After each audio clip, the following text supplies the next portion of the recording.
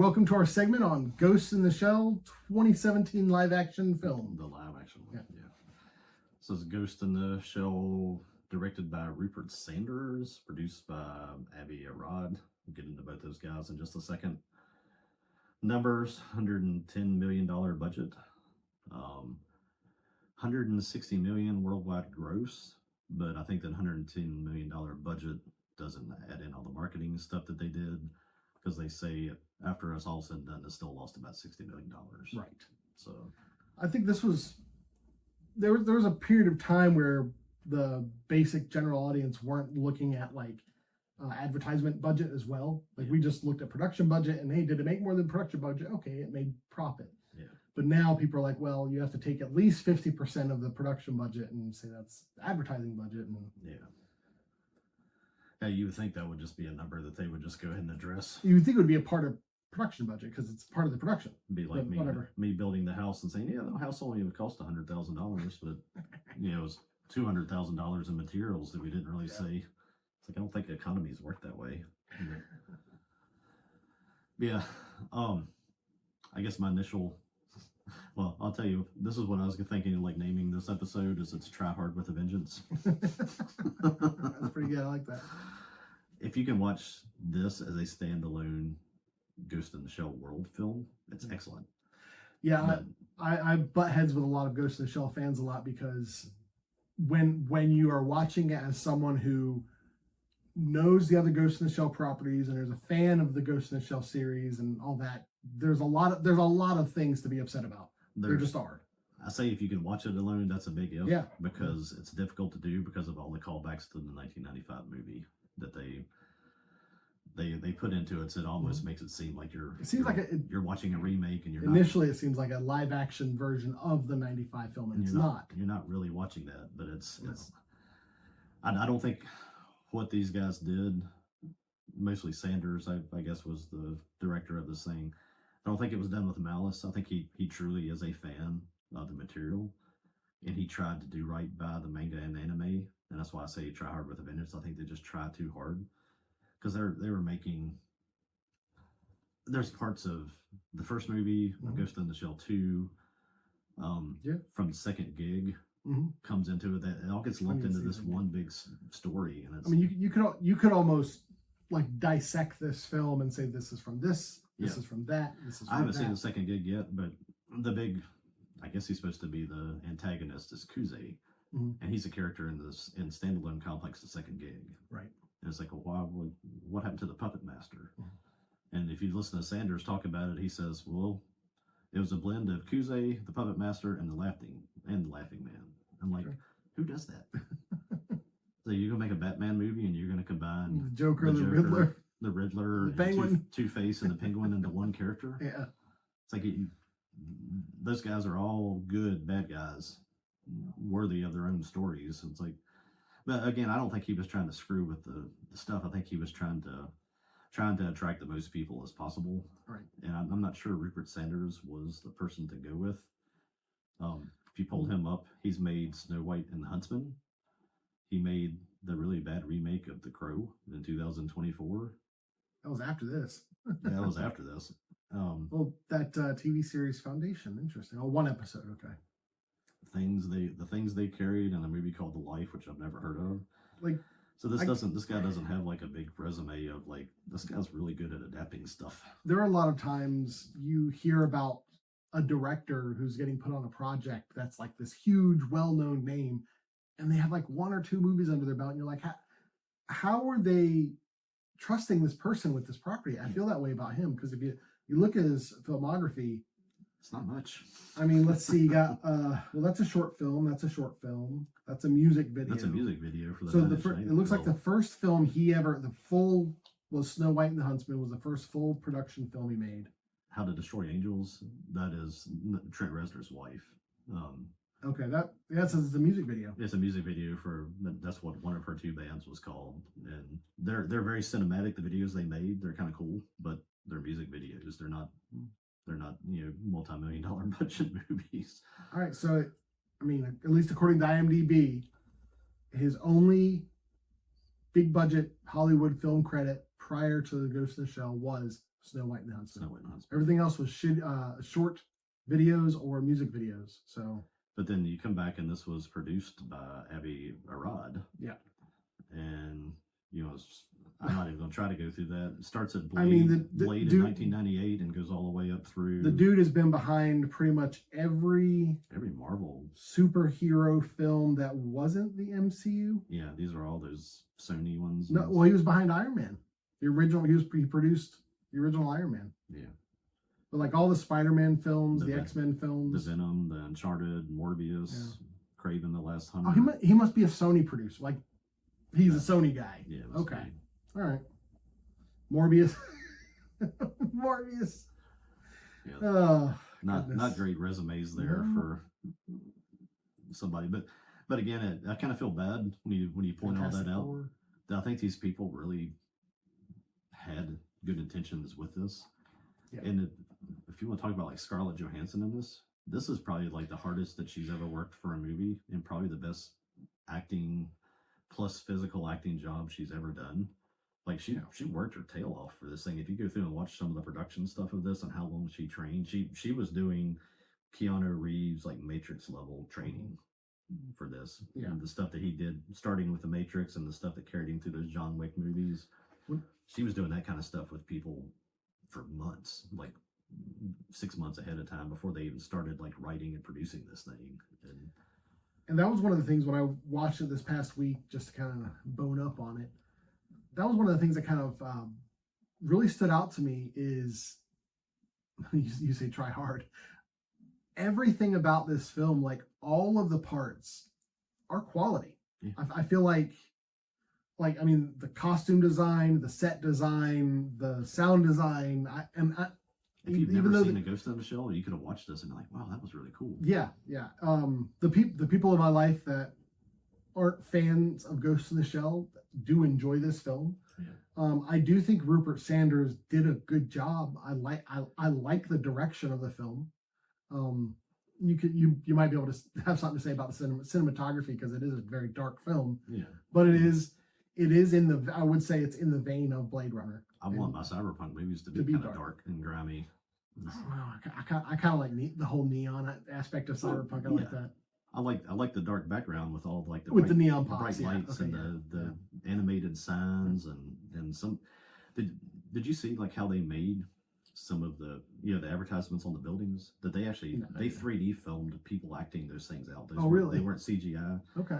That's probably where they kind of got into some budget things with this. Like I know when they walk into a bar, there's these guys that are watching these two guys like kind of MMA fight. Mm-hmm. They filmed that was two guys they filmed like 360 so they could rotate it around. That's cool. They did like the Matrix. And they did that with everything. For background. Like those heads you see on the sides of buildings that were supposed to be advertising like a makeup or something. Straight out of Blade. They did all of it. None of that was CGI. That was all film stuff. And then they set it over top of these buildings, and they didn't even like CGI that whole downtown. They actually built, I think it was a model for like 6 or 8 really tall skyscrapers that they had fully painted and lit inside, so you could turn on different lights. It looks like there was people there, and they used that as a centerpiece, and then they CGI'd around that core thing. It's like production of this thing is really cool. Well, they had the Weta Workshop. That was the special effects company that did everything for Ghost in the Shell, and they're known for. I think they did the Lord of the Rings. That was kind of like where they became popular. Yeah. So like they've been known to be like the cream of the crop. So I mean they threw everything they had in this film to make it successful, and I think he really was doing it with the hopes of making more films. And I think that's why he changed the story. He changed it from the 1995 story to basically this is the start of Major. Right. And this is her origin story. And kind of changing that part with the fact that they kind of nerfed the bad guy. Mm-hmm. You don't really have the bad guy in this was corporations.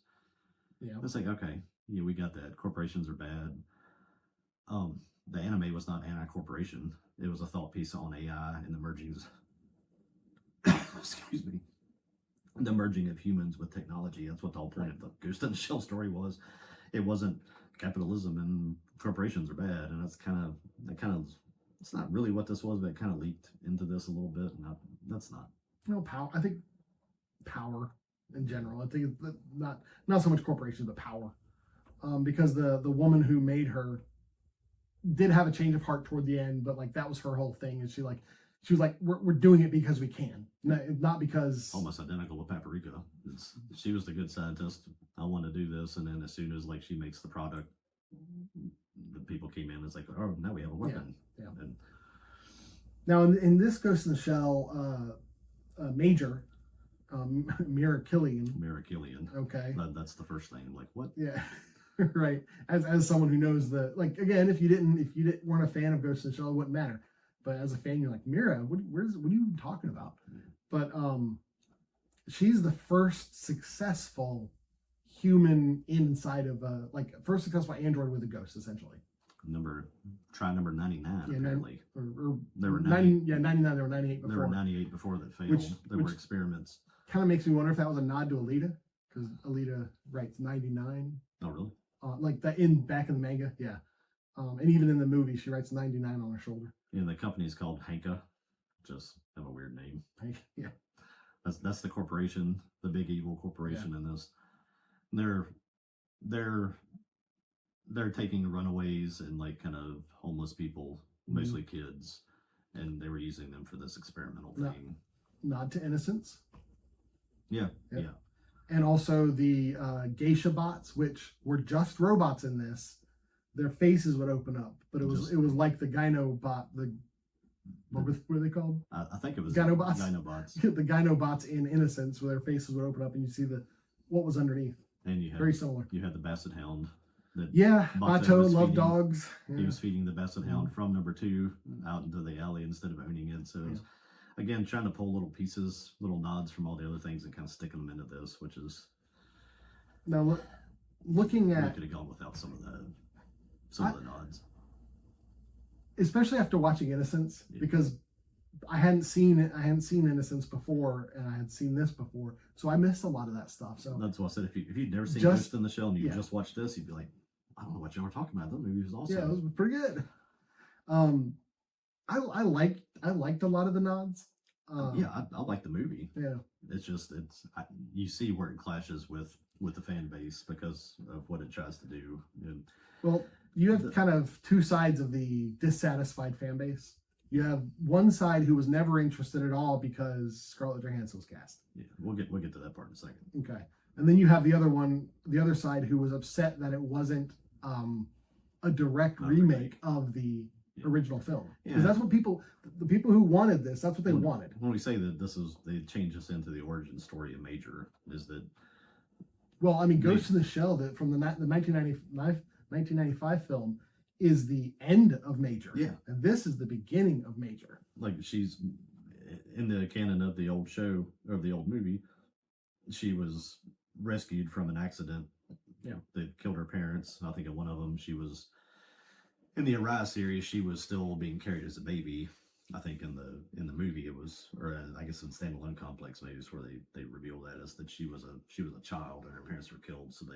And she was gravely injured and they just rescued her brainstem. Right. Which is what they tell her in this one. Yeah, they told the mother that she committed suicide while in custody. Yeah. And and they told Major or Mira that her parents were killed by terrorists because they wanted her to have this anti-terrorist sentiment, so she would be a warrior for them. But it's that they're collecting runaway kids and I guess just killing them and subjecting them to these experiments. And the my biggest problem with portrayal of anything in this was that she wasn't a tank. There's so many things in the show where she lands and she's breaking the ground. Right, she's heavy. That, yeah. She's very nimble. She's very much like Black Widow. Yeah. In the Marvel stuff, where she's just karateing everybody, and really the way that she's built in the 95 movie when she fights people, she just breaks their arms and crushes them. And this one is kind of more like she's kung fu fighting everybody, and I didn't like that much. But well, one of my initial perspectives, and again, I got to figure out why in my mind Motoko Kusanagi is sarcastic. I don't know where I got that from. I'll figure it out at some point, but I thought Scarlett Johansson played this way too robotically. Yeah. Like it's like someone said, "Remember, you're a robot," and she's like, "I'm a robot." I mean, you can even see how when she walks. Yeah, She walks very like leaning forward, like she's trying to balance herself, like she's a robot, and she's not comfortable in her body, which I kind of give her credit narratively kind of makes sense. Yeah. But as someone, at least as someone who had an idea of who they thought Motoko was before, I was like, it doesn't seem like Motoko Kusanagi to me. You mentioned the doctor, that was the one who developed her, Dr. Oulette, the French lady. Yeah. She's just made up. She was kind of there to help create this backstory. She's not part of the series. I mean, I tip my hat. Who's the writer of this? The writers are, Masume, but he was probably just there for that's fine. Go ahead. Jamie Moss and William Wheeler. We're gonna see what else they did, but I tip my hat to them because, like you said, they combined some stuff that it's like, well, you didn't need to combine them, but I think they combined them in an effective way. I think they made something out of just a mishmash of different stories. Even Mamoru Oshii, he was on scene or on set for this thing several days, and he was thrilled with Scarlett Johansson's portrayal of Major. He thought she did a great job. I guess he also kind of understood the work that she did. She did a lot of her own stunts too. It's kind of cool to see the stunt girl that played her, how easy it is to find somebody that looks like another actress in Hollywood. It was just like a little bit bigger version of Scarlett Johansson that played her. All right, so here are the films that one of the writers wrote before Ghost in the Shell. Street Kings. That's it, in 2008. And they've written one movie since then, Hunter Killer. The other writer, a handful of films. I haven't seen any of these. The Prime Gig, The Hoax, The Cape, The Reluctant Fundamentalist, Queen of Catweek. I haven't seen any of these. It's you mentioned like the whole casting of Scarlett Johansson in this thing. Oh, people hated it. Really, oh my goodness. It's we were just talking about He-Man before this, and it's almost the same way that people killed us on the start line before it ever started because they made this big deal over the casting of her without ever seeing the film. And acted all outraged. Oh, he's not an Asian person, and it's like I think they tried to fix it narratively, and I think that just made people more mad. It did, and I appreciated it. So that people understand what we're talking about is that the runaway girl that becomes Miura Killian, who is Major, the brain that they use. She was a Japanese girl. She goes and finds her mom. She was actually a Japanese lady, and that they took this brainstem from this little Japanese girl and they put it into a white robot. And that's that was what they tried to do to kind of fix that whole narrative line, and I think it just made those same people even angrier. With the film. Yeah, it absolutely did. Now, which is why you should never try to please the little loudmouths that are running their mouth when a movie comes out, because you can't make those people happy. Now, I've mentioned before how, like in the original '95 film, I always got the feeling that the shell that Motoko was in was like an off-the-shelf version because she sees herself just out in the world. And I felt like we were kind of missing that here. At some point, it could have been when Major went and saw the prostitutes.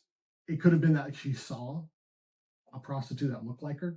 Of course, that might have been way too confusing. Then, like the audience would be like, "Wait a minute, did she just see herself?" In this movie, I just kind of assumed that they designed her specifically for this whole thing. Right, but I'm just saying if that was what they wanted to do, I mean, that would make a little more sense. Like, well, if they're going to be making if they're going to have production robots, they look like Scarlett Johansson. Do you have my other pictures? Here we go. So these are the castings from the movie, and then the characters from the anime. The Ishikawa, he's the tech support guy. Usually has a beard on. He's always the guy in the van. Right. In the anime. Then Boma is the bald guy that has those little Batu goggles. About as white as you can look in an anime. They were both cast as black people in this movie. So if you're gonna like make this argument about Scarlett Johansson that it's not right that she's Asian and blah blah blah blah blah, and then you turn around and in the same breath don't even mention the fact that they changed the other people, then what's your point? Well, Is Bato canonically like a white guy? Yeah, He's got white well, hair. he's got white hair, sure, but Yeah. I mean, in anime, characters have Animes blue are- hair, pink hair. Anime typically sort of westernizes Japanese characters to kind of look more Western anyway. Yeah. I thought the guy that played him, that is Pailu Asbayek. Mhm. I'm not sure if I'm saying that right. I don't know that you could have landed a better. Yeah, I thought it was fine. I think you could probably go through and maybe find somebody that maybe personality wise might have Yeah, been I thought he was a bit. I don't know, like he wasn't he was a bit like he was a bit. Wasn't as emotive as Batu is. Batu's Yeah. pretty funny, kind of more sarcastic. The Batu in the live action film seemed more like a good fella to me than he did like a hardened soldier. Yeah, I think they nailed the look. Yeah. Probably could have found a different actor. But yeah, the press on this whole thing with Scarlett Johansson really hurt this film before it ever even got started. Well, I know before it came out, they were talking to like the director of the original film, and he was like, "Yeah, the Motoko's not specifically Asian. She's just this is kind of what Motoko looks like. She doesn't really have a nationality." I think, and so he was fine with like he put his stamp of approval on Scarlett Johansson. The director and I think Oshii, the guy from the anime or from the manga, both said it's like maybe Asians in America think that way. It's like they don't over here. Right. You see, you guys are making a big deal over nothing. Yeah. I think they both kind of said the same thing, but that's our country. We make big deals over nothing. And I definitely think that there was a not insignificant portion of the fan base of fans who are fans of Ghost in the Shell and who are usually the type of people to complain about race swapping and stuff like that. I think they stuck to their guns on this and they were like, no, we don't like that Scarlett Johansson's playing, at that point we thought was playing Motoko Kusanagi, which she kind of was. We don't like that she's major, and we're not going to go see it because we disagree with this casting. And if they'd cast the Kravitz girl from the Batman movie, nobody would have said a word because they're too chicken. Well, I think that same group would have said something. But the people in the in the media who complained wouldn't. People in Hollywood and people that make those same complaints, their biggest fear is that somebody's going to, after they complain about race, their biggest fear is that somebody's going to call them a racist. And for them, if you cast a lady that they just cast to play, what's her name in the Odyssey, the really black African girl, Lupita, if you cast her as major, they wouldn't say a word because they're too scared to. Well, a lot of people are complaining about her being cast as Helen. Well, they are now. We're talking about 2017. Oh, yeah. You're talking about this world where people, the last couple of years, people are kind of like getting a little bolder. Well, they're tired. Yeah. They're tired of this whole just everything's racist and everything's this and everything's that. And you have a small group of people that are like, nah, I'm done. I've been listening to this crap for the last 15 years and I'm not listening to it anymore. But yeah, the same people that I think really killed the success of this movie would not have said a word and probably been out promoting it if you swapped it in a different direction. But maybe. But I've mentioned before how I think some of these movies, this one specifically, needed a name, because like at the time Scarlett Johansson was the biggest female celebrity in Hollywood, bar none. Yeah. It's funny, Zoe Saldana would, like if she was cast. Saldana, 2017, Jada Pinkett. Yeah. You would have had your big name and you would have had your bulletproof covering for the whole movie. It was like we're not gonna say anything. It's like we don't like it, but please don't call me a racist. Do we know how this did after, like in DVD sales? I can't imagine that it sold $60 million worth of DVDs. Yeah. So usually DVD sales for something post release are usually kind of around $1 million plus or minus. It said 2017 live action film generated roughly 13 million in US disc sales. That's actually pretty good. There's probably a lot of people who like didn't go see it in the theater, were like, I'll just buy it on DVD. Yeah. But it's a shame. I've been typing online about how awful and racist this is. Let me go buy it. Well, that's how most people are. You know, you might complain about something, but then when you get an opportunity, you're gonna. There was another character they made up for this movie. I don't remember what the character's name was. It was a really light-skinned girl that was part of the team, part of the Section 9. I think it was Ladria. She's then Danusia Samal. Okay. Yeah, I think I don't think she really fills anybody's category. I think she's like Polish and like from England. But that was a character that doesn't exist in the show. They introduced this one into the movie, and she was the female girl, obviously, girl with the ponytail that was on like a lot of the fights where the whole team was there. Right. And kind of interesting to like listen to like the post-production stuff and then talk about how I did this with my character, all these different members of the team, and it's like I don't remember that character at all. That's kind of what I was sitting here thinking. I was like, okay, I mean, I'm looking at a picture and I'm like, all right, I don't really recall her, but okay. I really like the old guy. Oh my goodness. I think everybody calls him like Beat. What's his name? The guy that plays the chief of Section 9. I cannot find it. Where is it? See if I can find it on the Wikipedia. Yeah, this Ghost in the Shell cast list isn't doing me. It's Beat Takashi Kitano, who plays Chief Aramaki. Okay. He's the guy that speaks Japanese the whole time. Yeah. I thought that guy was cool. Kind of mixed him a little bit with oh my goodness, with Togusa. Mm-hmm. Where Togusa is supposed to be Togusa's in it. So. Togusa's in it, but it's like they kind of took more of the traits of Togusa and kind of gave them to the chief, where he's carrying the like chief was, and he was talking to them a lot, and kind of like the moral center of the group. Yeah. So, I mean, I enjoyed the film when it was out. When it came out, I thought it was a great rendition. It's very rewatchable. Watching it again, I enjoyed it just as much, if not more, after watching some more Ghost in the Shell more recently. Yeah. I appreciate what it did. It's a shame that it didn't do better. There's also the part that for some reason cyberpunk, as popular as it seems to be as a genre, doesn't perform real well at the box office. No. I'm thinking explicitly. There's a trio here that was all around the same time. You have Ghost in the Shell, Battle Angel Alita, and Blade Runner 2049. Yeah. Like, none of those really performed very well at the box office. Yeah. Blade Runner 2049 was critically acclaimed, and that's the only reason that's like lauded as something that's great. And Alita, the only reason there's even talk of a sequel for that is James Cameron has made so much money off of the Avatar series that he can just do what he wants. Yeah. That's like a personal pet project for James Cameron.